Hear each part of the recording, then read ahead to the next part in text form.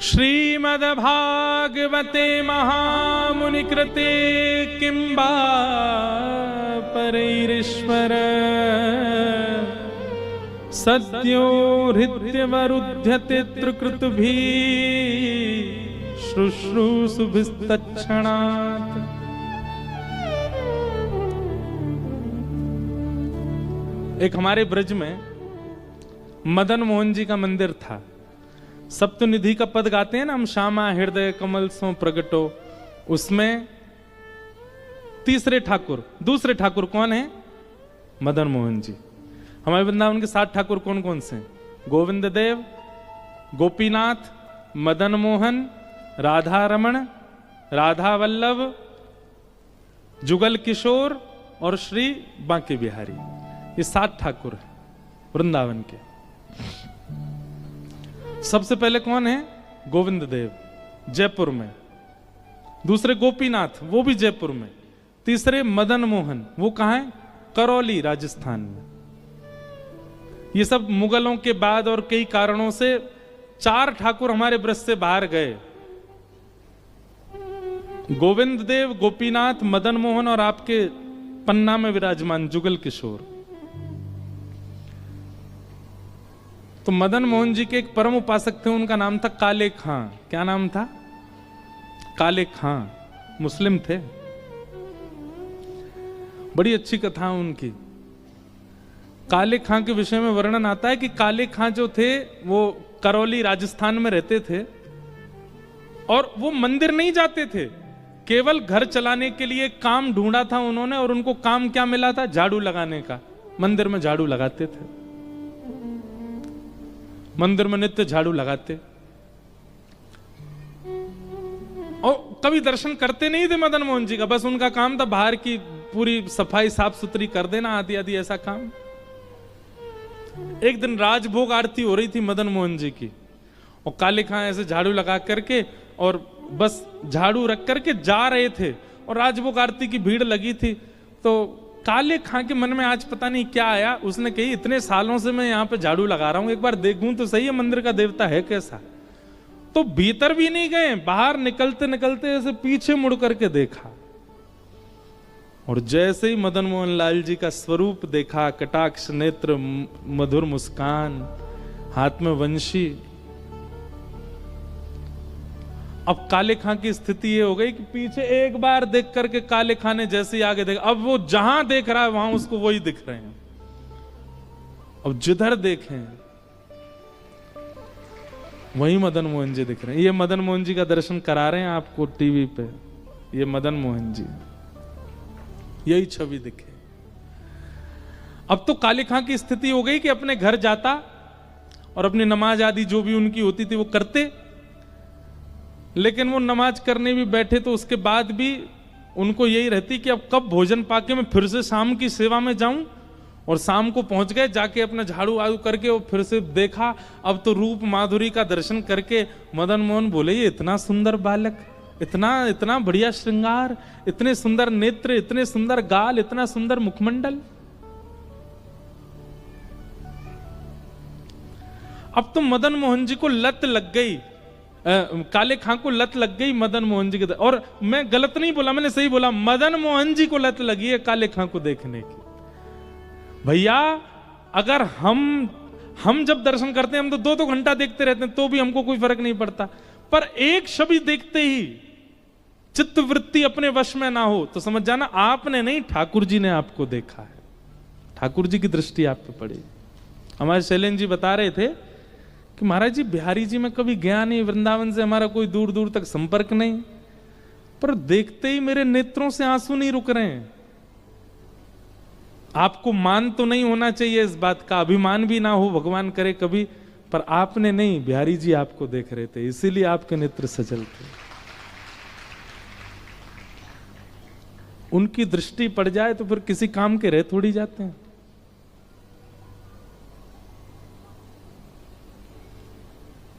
काले खां, अब तो उनकी स्थिति ऐसी हो गई, दिन रात मदन मोहन जी में ही बैठे रहते।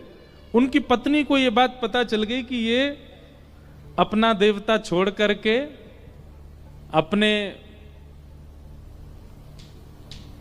परमात्मा को छोड़ के दूसरों के परमात्मा को भजने लगे।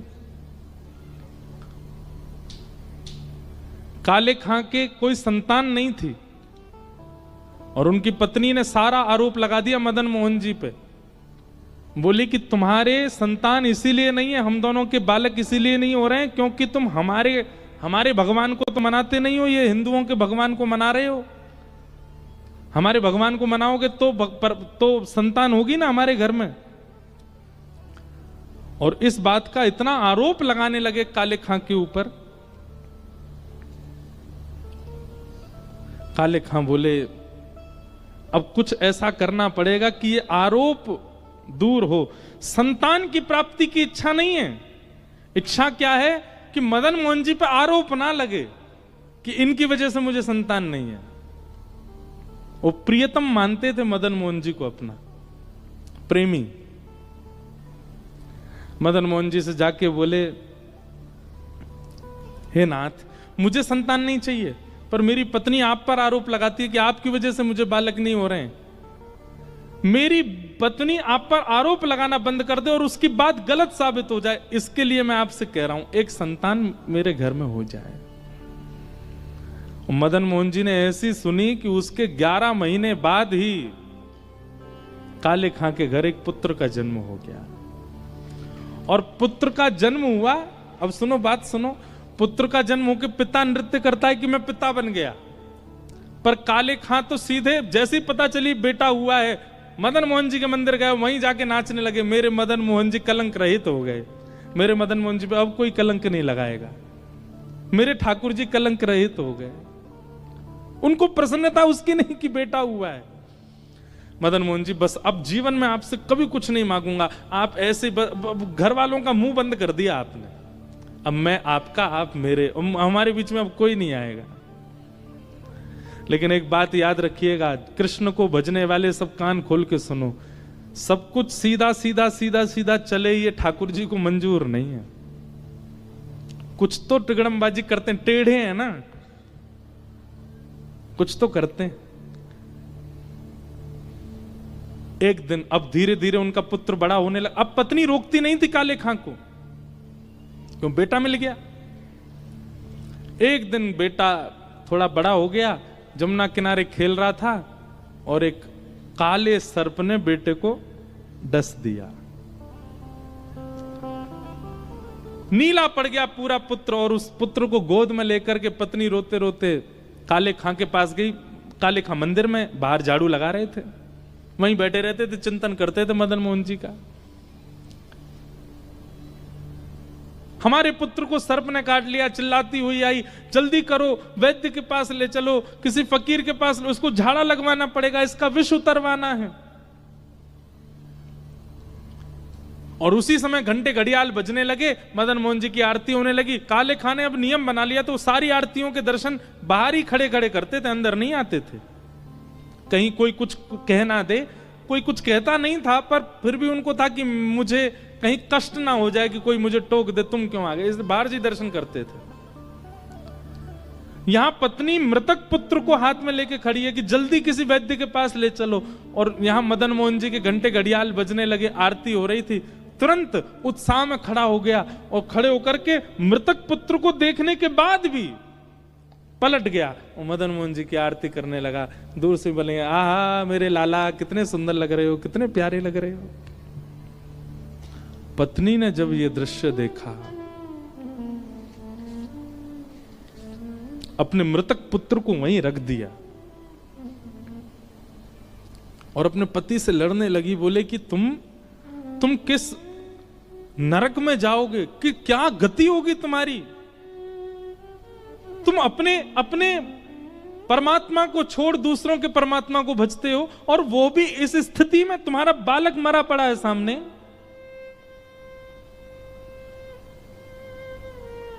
यदि आज ये बालक जीवित नहीं हुआ, तुमसे तो कुछ नहीं कहूंगी मैं भी अपने प्राण यहीं त्याग दूंगी, और मेरा और तुम्हारे पुत्र दोनों के मरने का सारा आरोप लगेगा इस मदन मोहन लाल को। काले खां को यही मंजूर नहीं है, मुझे कुछ भी कह दो, मेरे मदन मोहन जी को कुछ मत करो, वो मेरे प्राण हैं, मेरे जीवन धन है, उनके ऊपर आरोप मत लगाओ।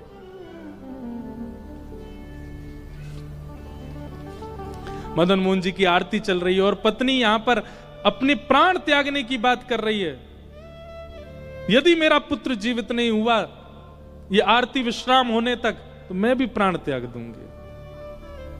और दोनों के मरने का सुन लो सब गांव वालों और सब शहर वालों, सब दुकानदारों, हम दोनों के मरने का आरोप मदन मोहन लाल, इन्हीं की वजह से ही मरेंगे हम दोनों।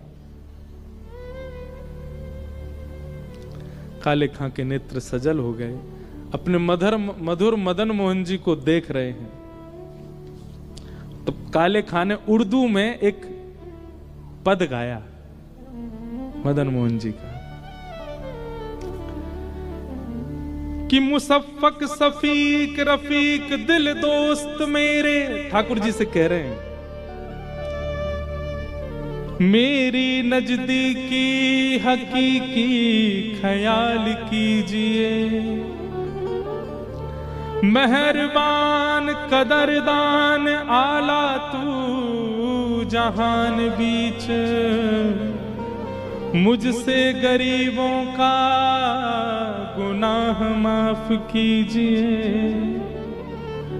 काले बेकरार खड़ा तेरे दरबार बीच, नंद के कुमार जरा गौर अब कीजिए, हिंदुओं के नाथ तो हमारा कोई दावा नहीं। अंतिम पंक्ति इतनी सुंदर है, अगर आप हिंदुओं के भगवान हो केवल, तो मेरी पत्नी भी मर जाए, बेटा भी मर जाए, मैं भी मर जाऊं, लेकिन मैंने विश्व को आपको जगन्नाथ कहते हुए सुना है। हो जगत के नाथ तो हमारी खैर लीजिए। जैसे ये बात कही, हिंदुओं के नाथ तो हमारा कोई दावा नहीं, पर जगत के हो नाथ तो हमारी सुध लीजिए। अगर आप जगन्नाथ हैं तो जगत में तो मैं भी आता हूं। मैं हिंदू नहीं हूं पर जगत में तो हूं, और आप तो जगन्नाथ हो। काले खां ने, हजारों की तादाद में भीड़ खड़ी हो गई थी, नीला पड़ा है पुत्र और पत्नी प्राण त्यागने को तैयार खड़ी है। वो काले खां गा रहा है, हो जगत के नाथ तो हमारी सुध लीजिए। और ऐसा कहते ही काले खां का पुत्र जीवित होकर खड़ा हो गया, और जैसे ही खड़े हुए अपने पिता की उंगली पकड़ ली।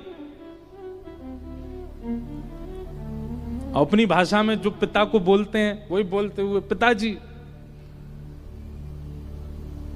एक बालक मेरे साथ खेल रहा था, वो बालक कहां गया? वो बहुत अच्छा था, वो बहुत सुंदर था, वो मेरे साथ खेल रहा था, पिताजी वो कहां गया? उसके बड़े बड़े नेत्र थे, बहुत सुंदर था, उसकी मुस्कान बहुत अच्छी थी, मुझे उसके साथ खेलना नहीं है पिताजी, बस उसके सामने बैठ कर उसको देखना है, वो कहां है पिताजी? काले खां ने अपने पुत्र को गोद में लिया और इशारा करते हुए मदन मोहन जी की ओर दिखाया, देख सामने देख, वो तो नहीं।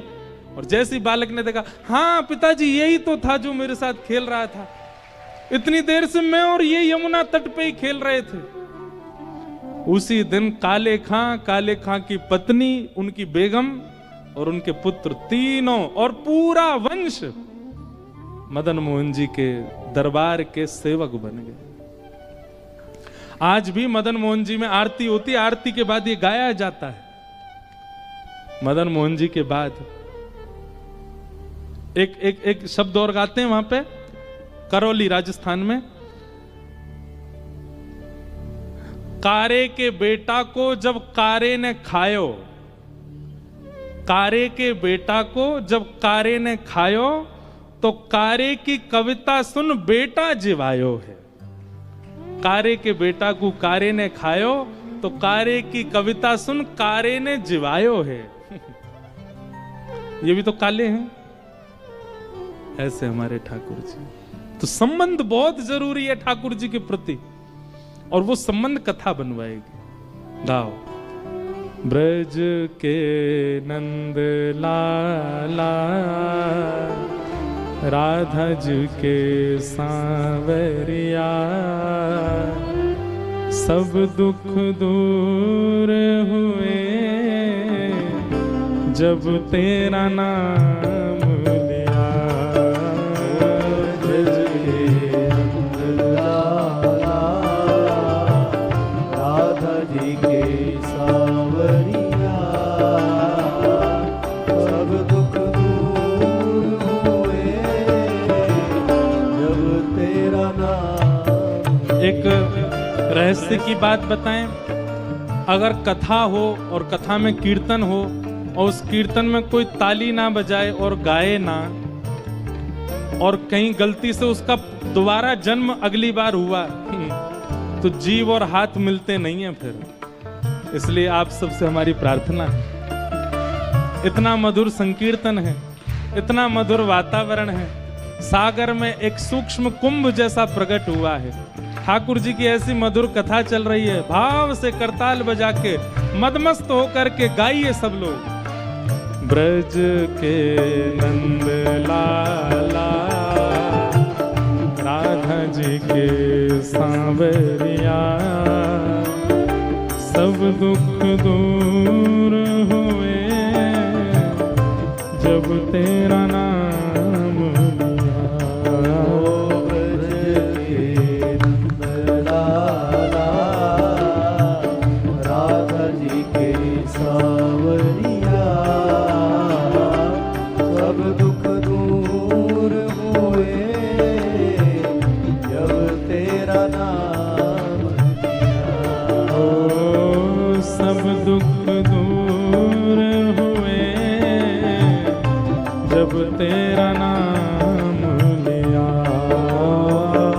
सब दुख दूर हुए जब तेरा नाम लिया। ओ सब दुख दूर हुए जब तेरा नाम लिया। सब दुख दूर हुए जब तेरा। बोलो वृंदावन बिहारी लाल की।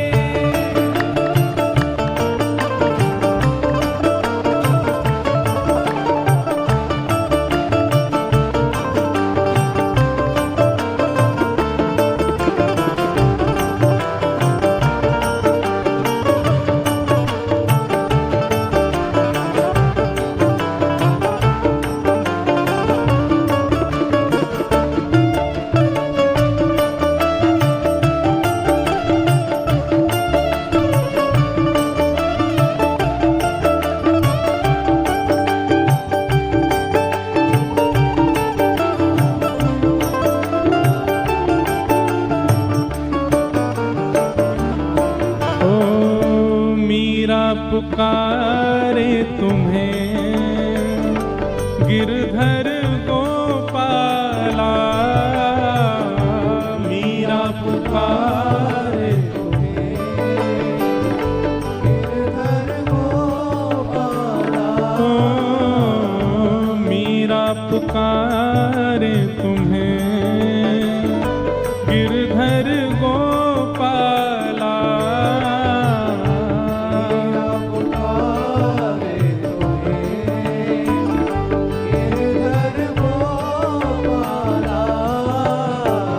ढल गया अमृत में विष का भरा प्याला। गया अमृत में विष का भरा प्याला। ओ विष का भरा प्याला कौन मिटाए उसे जिसे तूने राख लिया। सब दुख दूर हुए जब तेरा नाम लिया। सब दुख दूर हुए जब तेरा नाम लिया। ओ सब दुख दूर हुए जब तेरा नाम लिया। सब दुख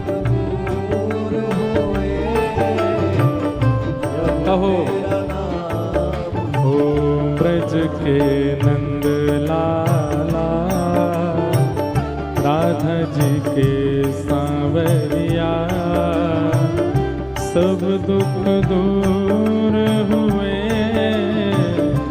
जब तेरा नाम लिया।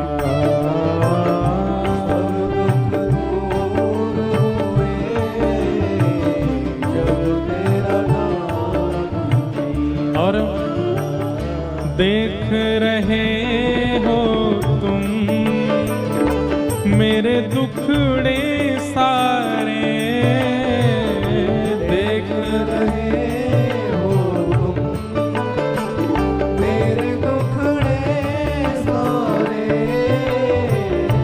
देख रहे हो तुम मेरे दुखड़े सारे,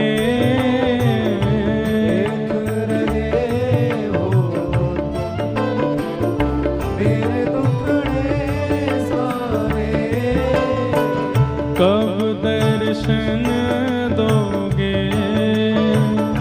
मेरी आँखों के तारे, कब दर्शन दोगे मेरी आँखों के तारे, ओ मेरी आँखों के तारे।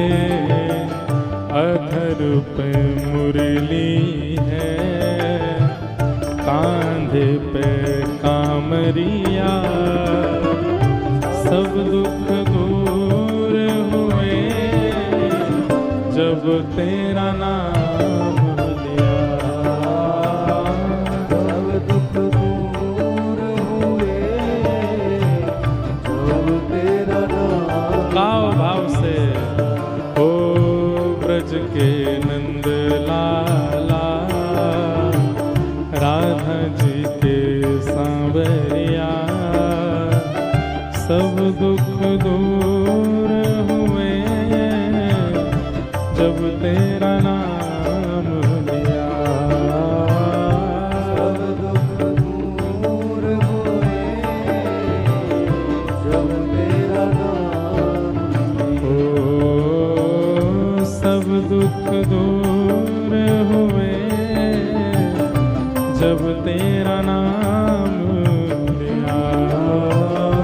सब दुख दूर हुए जब तेरा नाम। गोविंद मेरो है गोपाल मेरो है, गोविंद मेरो है गोपाल मेरो है, गोविंद मेरो है गोपाल मेरो है, गोविंद मेरो है गोपाल मेरो है।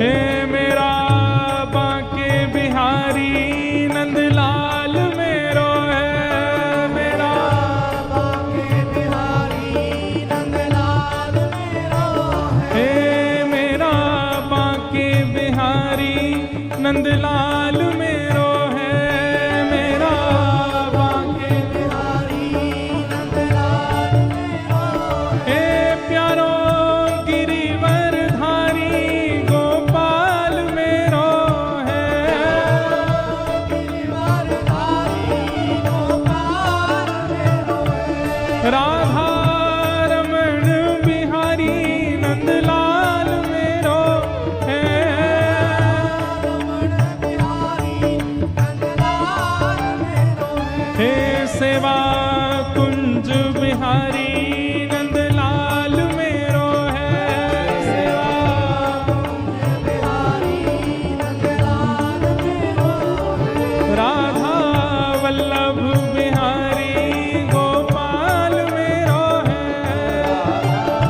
वल्लभ बिहारी गोपाल मेरो हे गोविंद मेरो है गोपाल मेरो है, गोविंद मेरो है गोपाल मेरो हे गोविंद मेरो है गोपाल मेरो है,